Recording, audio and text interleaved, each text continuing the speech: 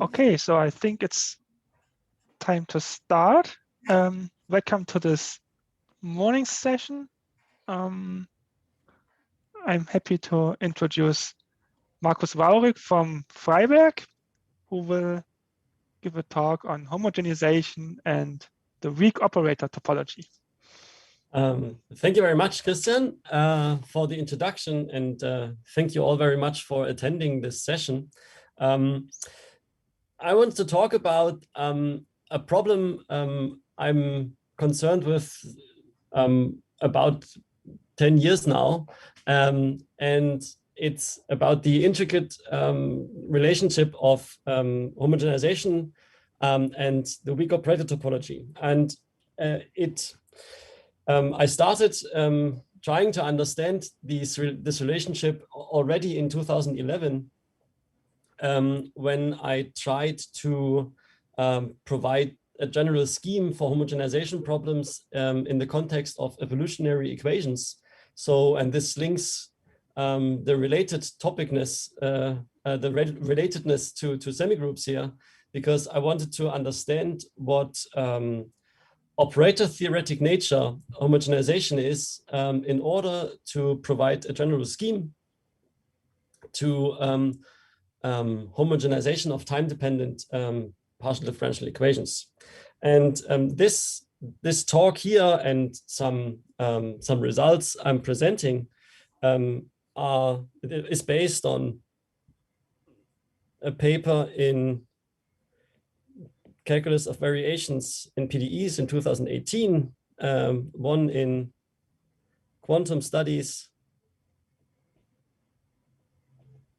in 2019, and one in Mathematische Nachrichten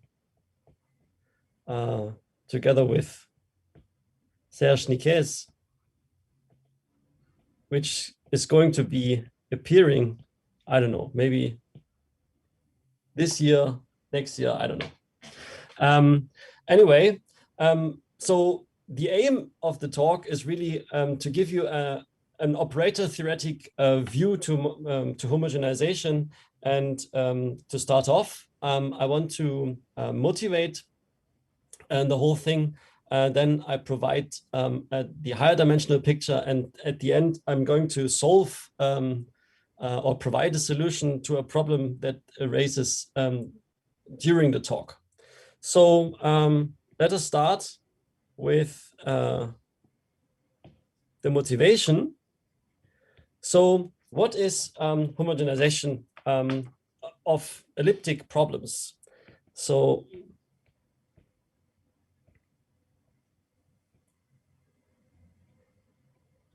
this goes back to Tatar, Murat, and independently also Spagnolo, who in the 1970s introduced the following abstract notion. So let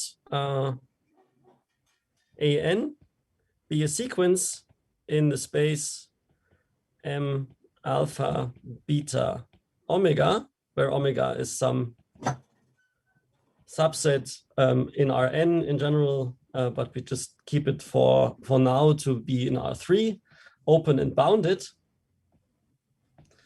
And this M alpha beta omega are admissible coefficients in an elliptic partial differential equation. That is, they are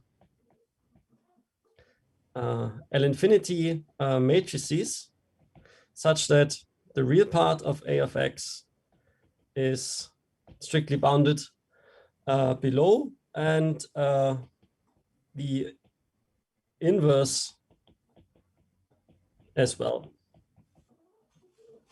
And those arrangements with alpha and beta are in the way that the convergence notion I'm now going to explain has nice closure properties. So I define an converging to A in the H sense. So this is what is called H convergence also.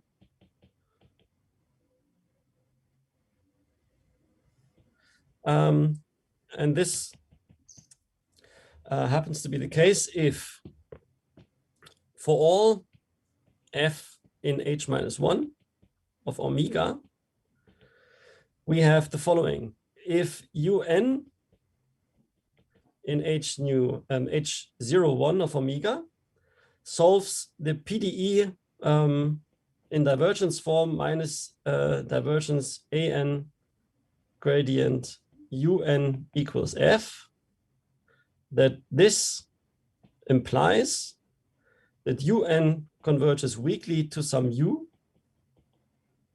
in H01. The fluxes should converge to a limit flux, and in consequence also this limit u should satisfy this PDE. So basically you have we defined a notion of convergence of equations, if you will, or put it differently, of solution operators to these equations. And what I'm trying to do is, well, if you look at this in an operator theoretic sense, so we observe that if you have an L-infinity matrix with 3x3 matrix entries, then this also corresponds to an operator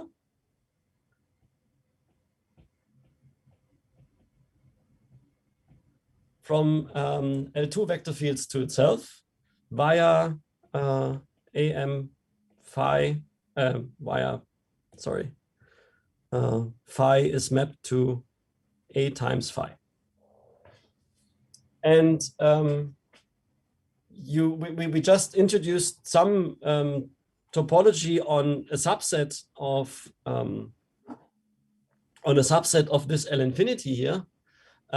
And what we want to understand is what this topology on the subset of L-infinity corresponds to in the terms of some operator topology in this space. And what I promised that there is going to be a naive guess. So I'm going to present this naive guess now. So if we look at the one-dimensional picture, so what is 1D telling us? 1D is then telling us, well, we don't have matrices in L-infinity, but rather L-infinity functions, and our bounded open domains are rather intervals. So in 1D, the problem we're looking at is minus n u prime prime equals f, and an is now an L-infinity function, and omega is an interval AB.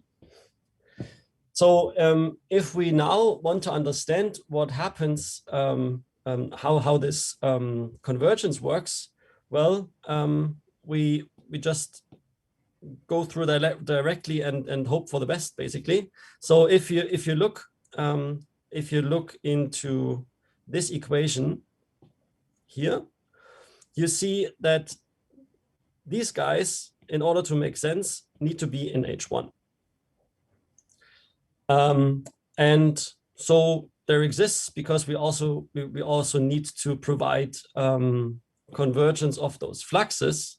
So and I just try to motivate all these things. We certainly find a subsequence, which I won't relabel, such that AN U prime converges weakly to some V in H1. And so since omega is bounded, I see that H1 is compactly embedded into L2. So I also find a sequence or subsequence such that 1 over AN times UN U prime converges weakly to some W in L2. Why is that? Well, I can choose, since AN is bounded, and it also is bounded below, so the inverse is certainly also bounded, so I can find a convergence, weak star convergence subsequence, such that this converges in the weak star topology of L infinity. And this is the same as convergence in the weak operator topology of operators from L2 to L2. And this guy converges strongly in L2. So this product converges, and I can actually identify this on the one hand to be just U prime, because 1 over AN and AN cancel out. And the other thing is I can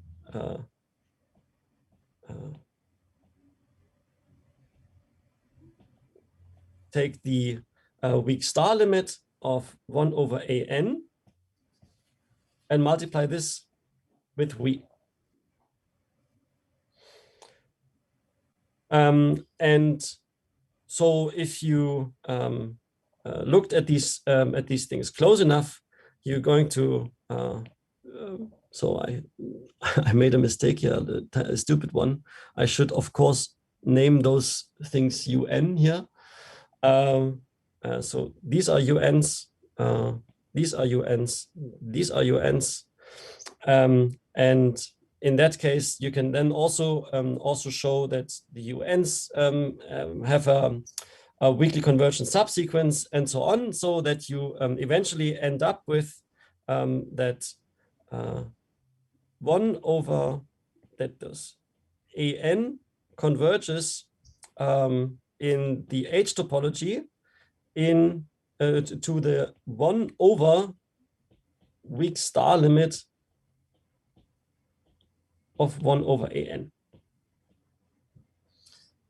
So if you translate this now to the weak operator topology, this is the same as 1 over AN and the associated multiplication operator converges to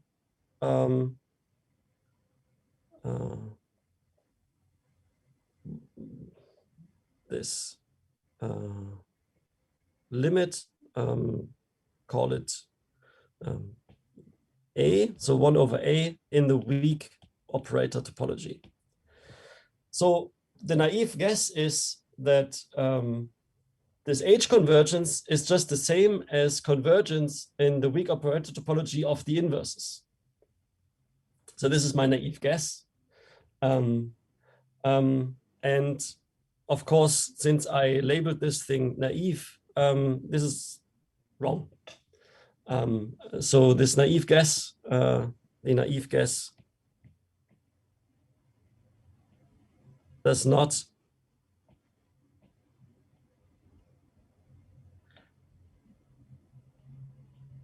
does not carry over to 3D. And so one needs to look closer to the higher dimensional case, which I'm going to address now. And one theorem that is a basis to this is the following. This is well known, and it goes as follows. If AN converges to A in the H topology, then for all G in calligraphic curl omega prime, I'm going to define H curl omega in a minute, and for all Vn in calligraphic H curl omega, we have such that curl Vn curl curl AN inverse Vn G, we have that Vn converges weakly to some limit V. Those fluxes converge weakly to this limit flux curl V, and also the limit equation is satisfied. So curl A inverse curl V equals G. So we have a parallel thing as we have for the elliptic type operators with in divergence form, also for this curl part here. And this H curl of omega is the space of all curl functions or H curl functions such that U is in the orthogonal complement of the kernel of curl, so that the equations make sense here, and I have a unique solution to those equations here and here. Okay, so what do I do with this? Well, I can use this to understand H convergence a bit better, because in the case of multiplication, in the case of L infinity multiplication operators, there's another theorem that says that the condition here, which I put in green, is that green is also sufficient for AN H converging to A. And this is can be seen in some my work, also in the work with Serge. And so for multiplication operators, we don't ask for anything new if you just assume the green thing to happen additionally. And this is the start of what I call non-local H convergence. So I can define this now.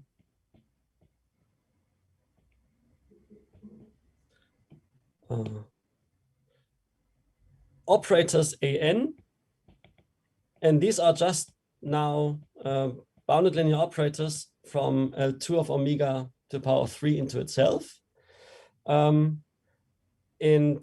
satisfying real part of A greater alpha and real part A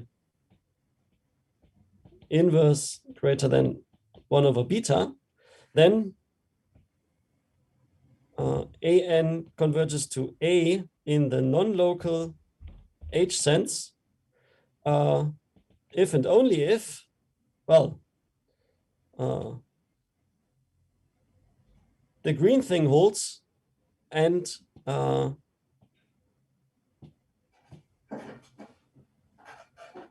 AN H converges. So I just copy paste the conditions for these and ignore that I have spelled out these things only for multiplication operators. But this is not yet anything to do with the topology on operators in L2 of omega to the power 3 in a way that I could phrase these as weak operator topology or something like this. And well, if omega is nice, that is, if smoothly bounded and so on, and such that R3 without omega bar is has no, yes, no, nothing, no bounded connected components.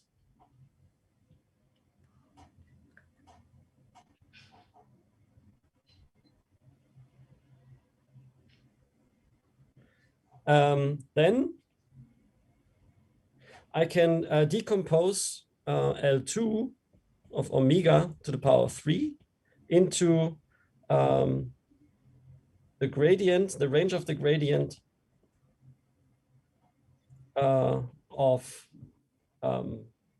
H10 functions plus the range of the curl of H curl functions. And given this decomposition, which is due to Picard in 82, I can then deduce that non-local H convergence, so this is now a theorem, that non-local H convergence is equivalent to, well, if I decompose any operator A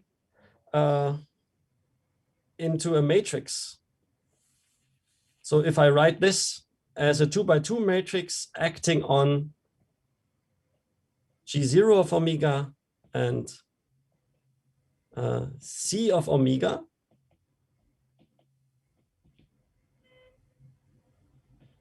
then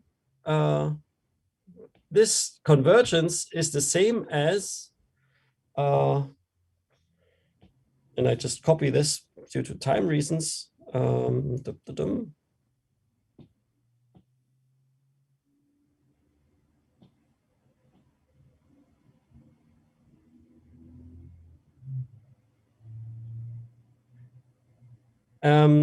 Such that those operator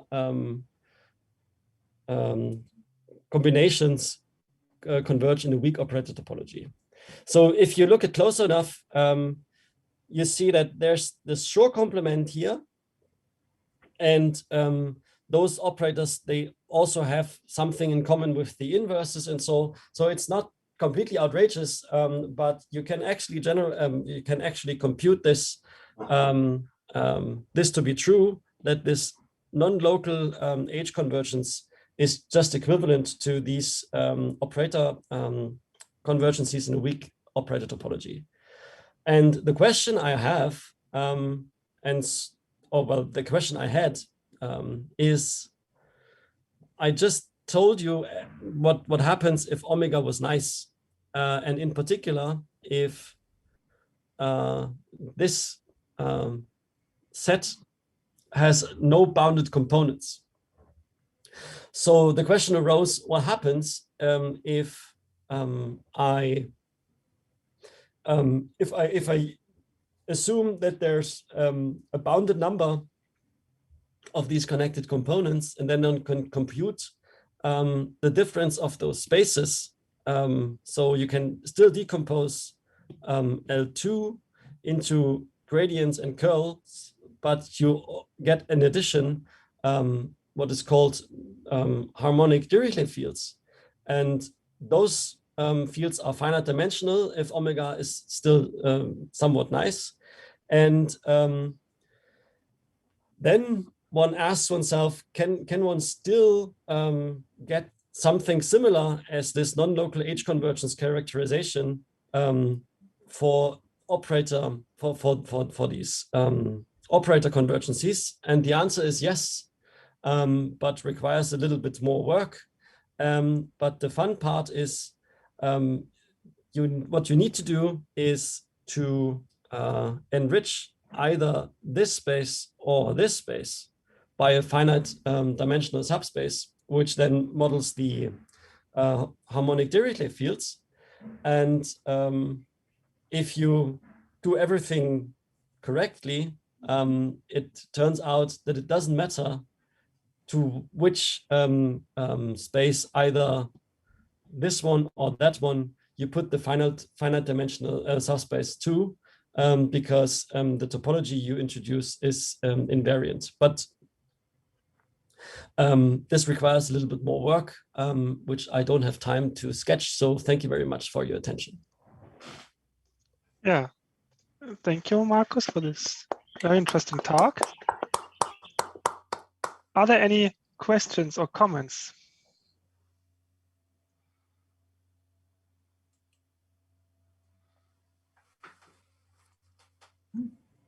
May I ask you, what is the toy model you are thinking of when developing this theory? Well, the easiest thing to homogenization, you mean, or what? Yes. Well, the very basic idea of this setting is that you assume A to be periodic with respect to the standard period cell, and AN would then be AN times the argument. And then you can show that this actually H converges in the sense I presented here. But this is not quite enough. You can also, if you replace this periodicity by some more by different assumptions like quasi-periodicity, or if you assume that you have a variable that is so if you took A to be depending on a slow variable x and a fast one y, where this y comes from the period cell, and then you can also look into these kind of operators.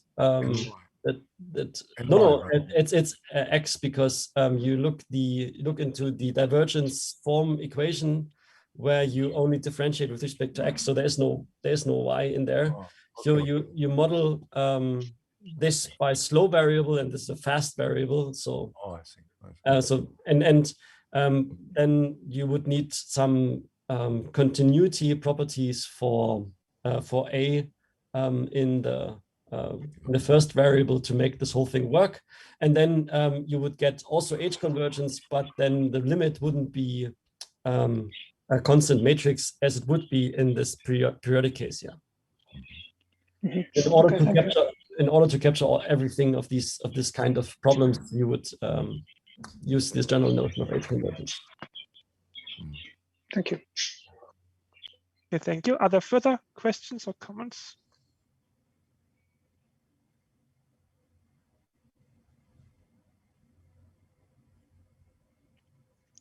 Well, I don't see any further ones. Then let's thank Markus again. And we will have the second talk in about